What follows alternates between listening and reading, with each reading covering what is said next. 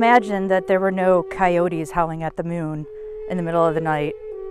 Imagine that there's no cottonwood trees, leaves rustling in the wind. Imagine not having the giant saguaros standing tall on hillsides. What is it that makes the desert so special to you? What is it that makes it get into your soul? As my dad was aging, he once said to me, "You know, I've painted no paintings, written no books. What am I going to be remembered for?" It really had an effect on me. And after my work with the Land Trust, it came to me that through my work and the work of hundreds of other people, we've created some special places that will forever be available to the public to see.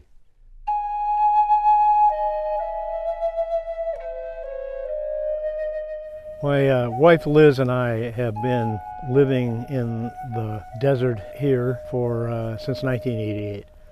And we came here because of the desert, but we also came here because we found a wonderful community which we wanted to be part of, and one that had a great interest in preserving what we have here.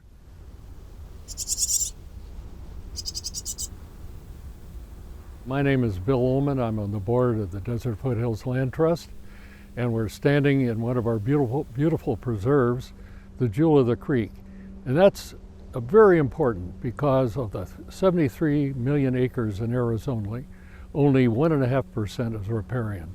So it's imperative that we protect every bit of riparian areas that we can, and that's one of our missions. Not the only one, but a very important one. I also lead hikes.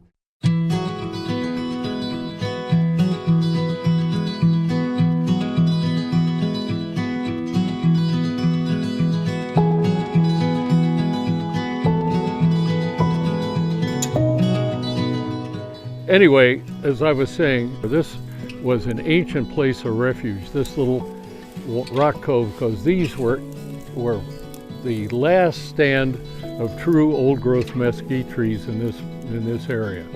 And as you might imagine, just think of Indians coming back in here, miners needing a break from the hot sun, coming up here, eating their lunch or whatever they were doing, taking a nap. And so we know it's been used for a long, long time by very different people.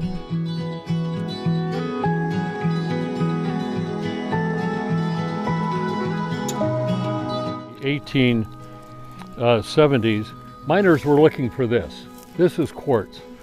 Quartz is a very common mineral. They knew that in quartz were microscopic flakes of gold. And if they could find a way to get enough of this, and finding a way of separating the gold from the dust, they then could make a living, or so they thought.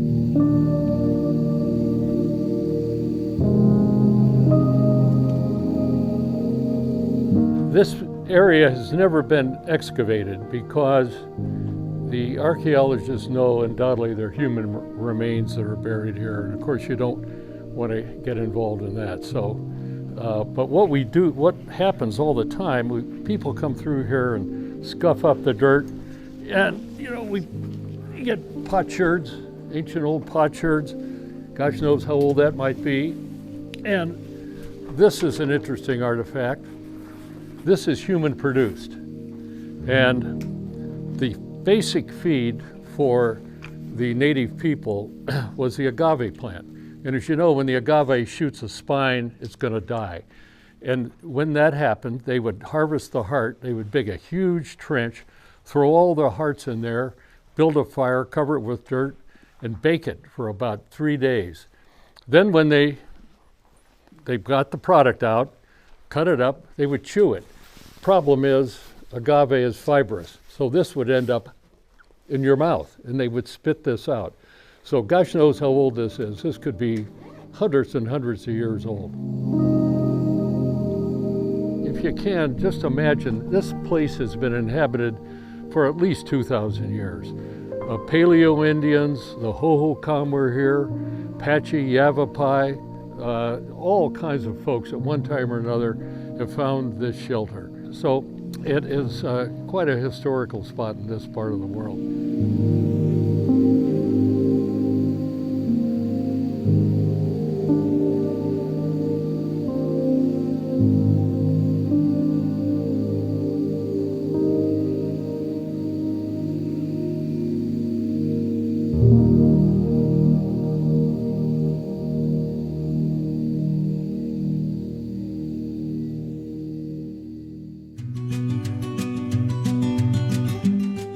My name is Sue Force, and I'm the Chief Development Officer at Desert Foothills Land Trust.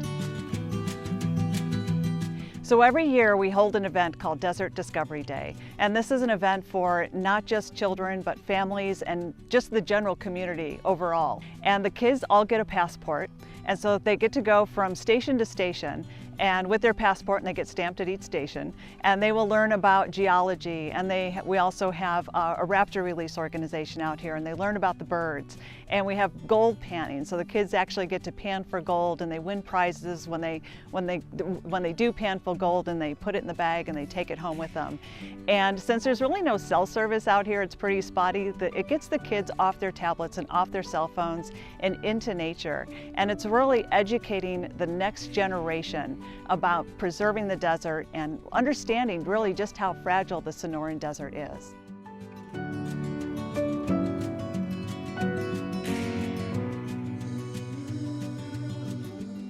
So it's projected that the population of Arizona is going to double by 2050.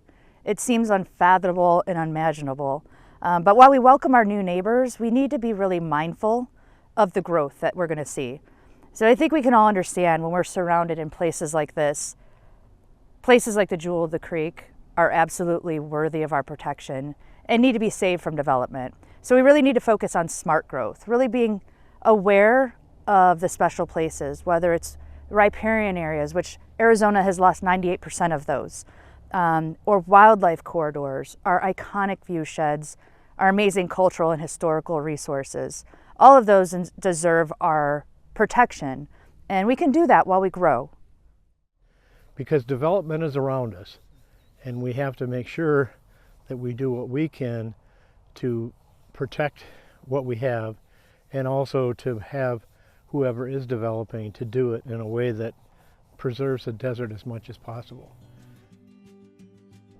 At Desert Foothills Land Trust, we not only preserve pristine habitats and beautiful land, but we also afford people to find their own connection to nature. Our Director of Community Engagement, Rachel Stringham, offers a variety of hikes, including bird watching. Actually, the one on the line right now, that's going to be a white-crowned sparrow. You can tell it's got those stripes going on its head, right? Those tan stripes. So this one is not an adult, it is a juvenile. We've got a cactus wren hanging out on the fence post showing off for us. And then in the brush behind him, you can just barely see the flick of a roadrunner tail going on. And he's got that puffed up, right, because of that puffer jacket, right?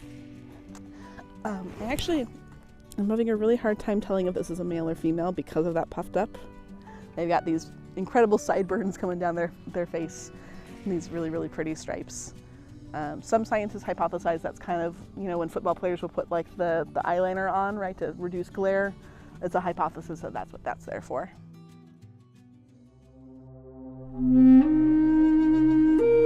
It's said that we protect what we love. We protect our families, our homes, our friends. And in order to love something, you have to be associated with it.